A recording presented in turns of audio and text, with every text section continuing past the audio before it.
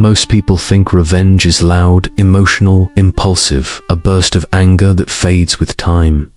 But the most dangerous kind of revenge is silent, invisible, and patient, because somewhere right now, a person is smiling at you, laughing with you, working beside you while quietly carrying a plan that began years ago, a plan that was born not from rage, but from humiliation, betrayal, or a moment when their dignity was crushed so deeply that their entire identity quietly reshaped itself around one single promise. One day, you will feel what I felt.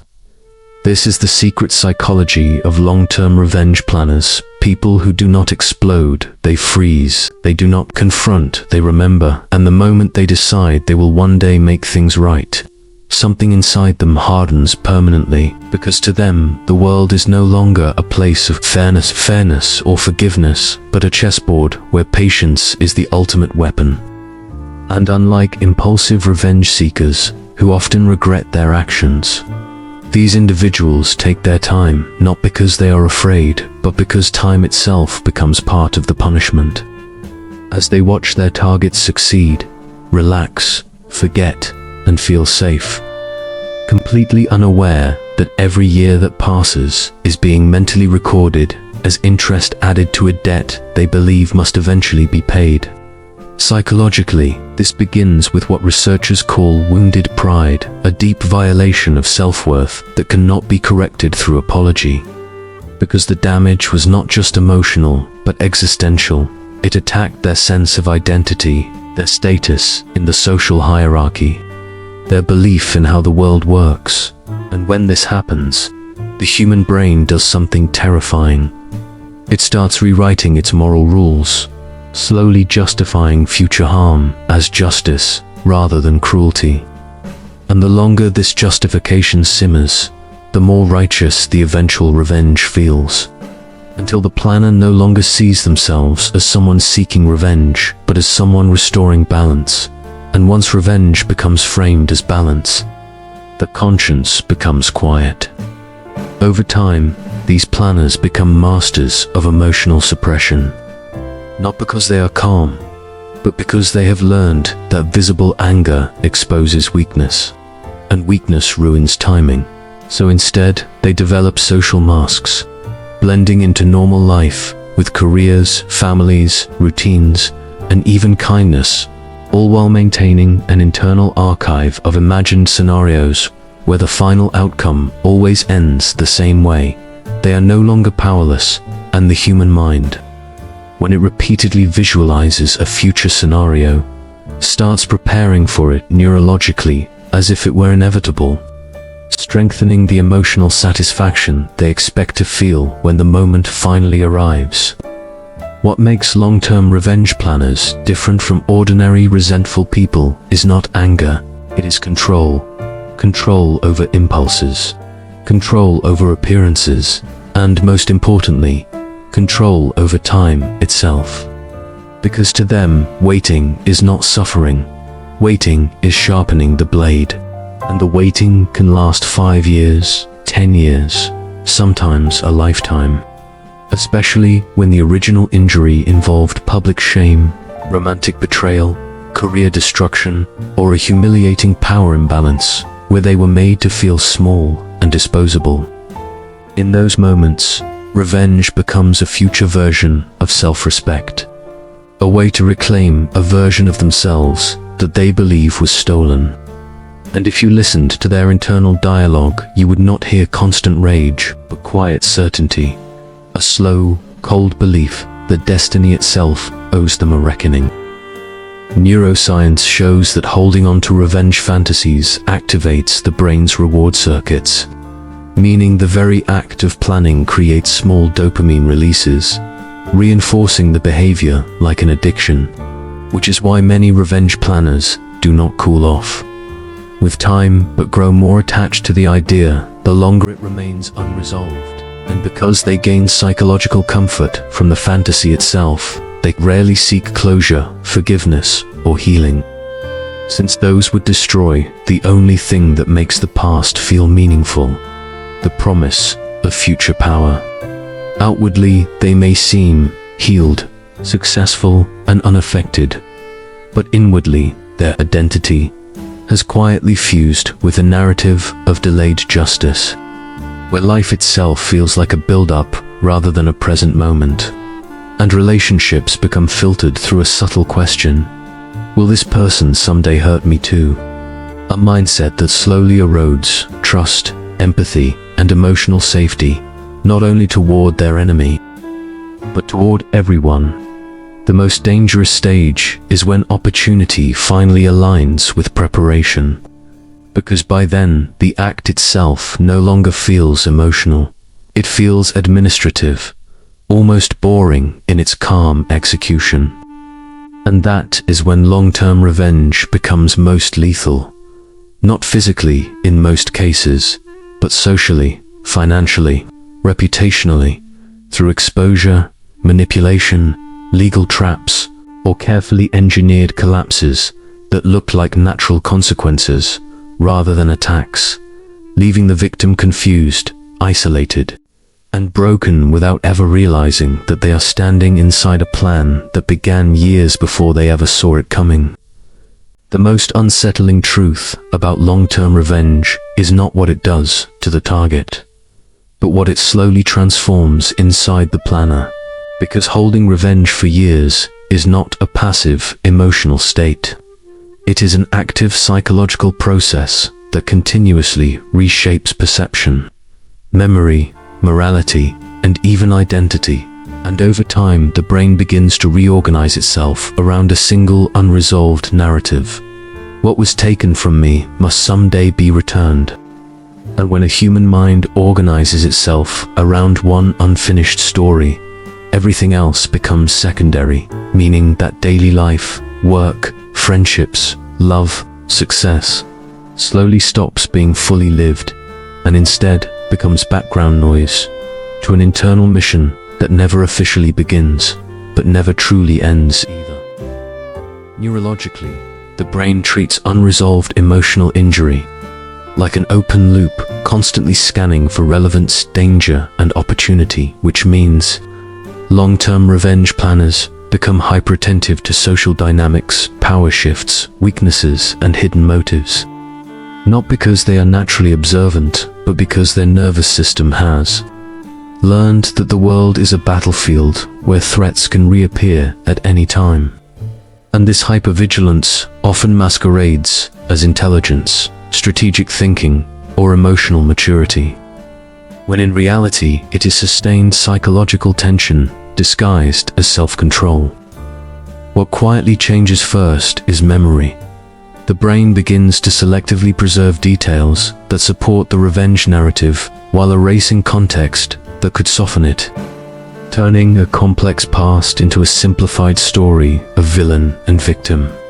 Because nuance interferes with certainty, and certainty is what keeps the plan emotionally stable across years.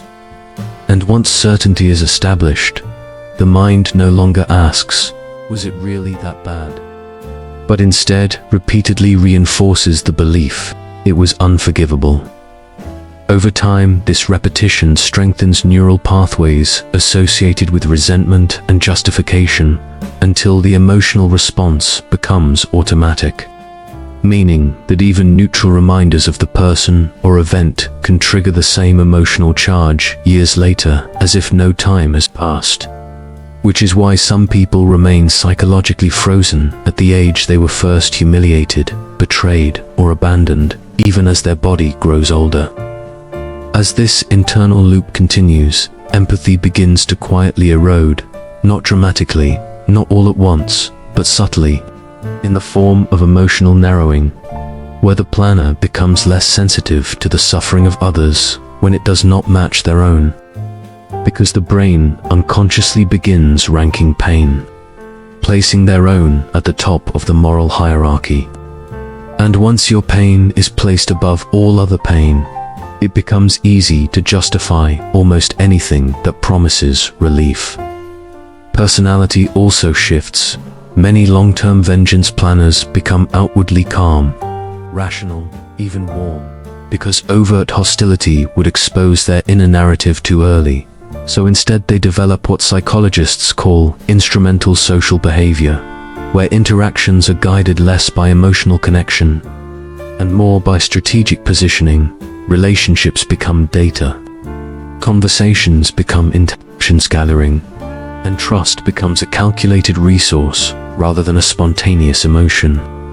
And while to outsiders this can look like confidence or emotional stability, internally it is often accompanied by chronic emotional distance, difficulty relaxing, and a persistent sense that life is never fully safe. Another major transformation happens in the moral compass early on. The revenge planner may still see revenge as morally wrong but emotionally tempting, but as years pass without closure, the mind begins to reinterpret morality itself, slowly reframing revenge as fairness, accountability, or destiny. And at this stage, the planner no longer feels like someone who wants to do harm, but someone who is allowed to do harm, because the internal story now casts them as an instrument of balance rather than a participant in conflict. And once a person believes they are an instrument rather than an aggressor, guilt becomes almost impossible to generate. The most dangerous shift, however, is how reward processing changes. Research shows that the anticipation of revenge activates the same reward circuitry as pleasure, power, and victory, meaning that simply imagining future retribution produces a sense of emotional payoff in the present, and this reinforcement loop can become addictive, making the idea of revenge emotionally valuable even when the original pain has faded. And this is why some people unconsciously prolong their anger rather than resolving it, because resolution would also remove the psychological reward they have trained their brain to crave. This rewiring affects emotional regulation as well. Many long-term revenge planners report feeling strangely numb to both joy and sadness in everyday life, because intense emotion becomes reserved for only one imagined moment in the future, and everything else feels flat by comparison, leading to a paradox where they are psychologically fueled by revenge, yet emotionally disconnected from the present, living more in projection than in reality. Over time, the person's identity begins to fuse with the unresolved injury, so they no longer see themselves simply as a worker, partner, friend, or parent, but as the one who was wronged, a role that silently organizes their motivations, their suspicions, their ambitions, and even their self-worth. And once identity is built around injury, the mind becomes invested in keeping that injury alive, because without it, the person would have to ask a terrifying question. If I let go of this, who am I now?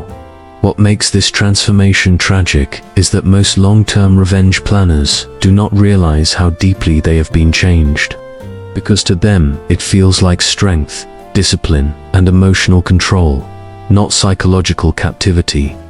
And the brain is very good at convincing itself that survival strategies are character traits, that wounds are wisdom, and that preparation is purpose, even when the emotional cost is quietly draining the very life the person claims they are trying to protect. In the real world, long-term revenge almost never looks like rage, threats, or dramatic confrontations, because the people who wait for years understand something that impulsive people never do. The most effective revenge is the one that feels accidental to everyone else.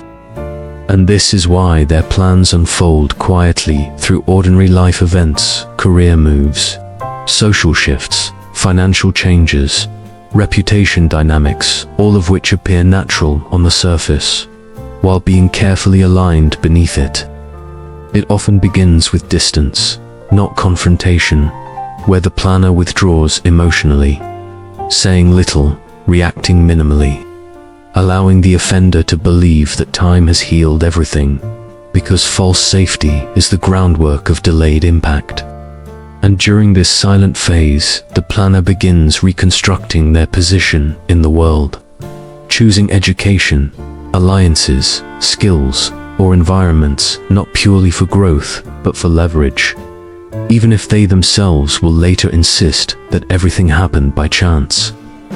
Many long-term revenge stories follow a pattern where the injured person initially disappears from the social or professional orbit of the one who wronged them, only to reappear years later with quiet power, a higher position, a wider network, insider knowledge, legal standing, or financial control, and this return is never announced, never dramatic, because the goal is not confrontation but outcome. One of the most common real-life patterns is reputational reversal, where the planner destroys the social credibility of the target by slowly releasing information, planting doubts, or redirecting narratives over time so that by the moment the collapse happens, no single cause can be identified, leaving the target isolated without ever facing a visible enemy. Another frequent pattern is institutional revenge, where the planner operates through structures, workplaces, courts, regulatory systems, or organizations, manipulating procedures rather than people directly filing reports, audits, disputes, or legal actions that appear legitimate on their own but collectively suffocate the target's stability. And because the actions follow official rules, the planner feels morally insulated, telling themselves, "I didn't attack them, the system did." Then there is relational sabotage, where the planner quietly interferes with the target's personal relationships, not by obvious lies, but by subtle framing, selective truths, and emotional manipulation, slowly shifting how friends, partners, or colleagues perceive the target until trust erodes from all sides at once, leaving the target confused about why everyone suddenly feels distant. In some cases, revenge is delivered not through destruction, but through denial. Opportunities quietly blocked, promotions derailed, partnerships quietly redirected, so the target never collapses dramatically. They simply stagnate while others move forward, which can be psychologically more devastating because it creates a life that feels permanently almost successful. What makes these patterns so difficult to detect is that each individual action appears harmless or justifiable, and only when viewed in retrospect does the full shape of the plan become visible, often too late to reverse its effects. Long-term revenge also frequently unfolds through timing rather than force, waiting for moments of vulnerability such as personal crises, financial strain, public pressure, or emotional exposure. Because when a person is already unstable, a small push can cause a large collapse, and by waiting for these natural weak points, the planner ensures that even the victim themselves may blame circumstances rather than suspect manipulation. Psychologically, many planners describe a strange emotional shift during the execution stage, not intense excitement or anger, but a calm sense of inevitability, as if they are simply completing something that was decided long ago. And this emotional flatness is often what allows them to act with precision rather than recklessness. In workplaces, long-term revenge often takes the form of career suffocation, where the planner slowly documents minor mistakes, frames competence narratives, and influences decision-makers over years, until the target is quietly labeled as unreliable or replaceable. And by the time the final decision is made, termination, demotion, exclusion, it appears justified by a long paper trail that the planner helped create. In families, long-term revenge may emerge through inheritance disputes, emotional exclusion, or alliance building between relatives, where loyalty is redistributed over time until one individual finds themselves slowly pushed to the emotional outskirts of the family without any single betrayal they can point to. In romantic histories, revenge can unfold through silent comparison, where the planner rises socially or financially until their success itself becomes the message, not for personal fulfillment, but for symbolic correction, attempting to rewrite the original power imbalance by turning their life into a living contrast that says, "See what you lost." One of the coldest patterns is identity erasure, where the planner works to remove the target's role, influence, or recognition in a community or system. Not attacking the person directly, but dissolving the meaning of their presence altogether. A form of revenge that leaves no visible wound, but creates a persistent hollow where the person once mattered. What unites all these patterns is not cruelty, but calculation. The understanding that visible anger creates resistance, while invisible pressure creates surrender. And this is why long-term revenge does not feel violent to the one who executes it. It feels methodical, justified, even clean. Yet the most haunting reality is that in many cases, the target never fully realizes that revenge has taken place at all. They only experience an unexplained decline in status, security, or connection, while the planner quietly closes the emotional loop that once trapped them for years, finally receiving the internal signal of balance. Restored, a moment that brings not explosive relief, but an eerie stillness. Because once the plan is completed, the identity that lived for the future suddenly has nowhere else to go.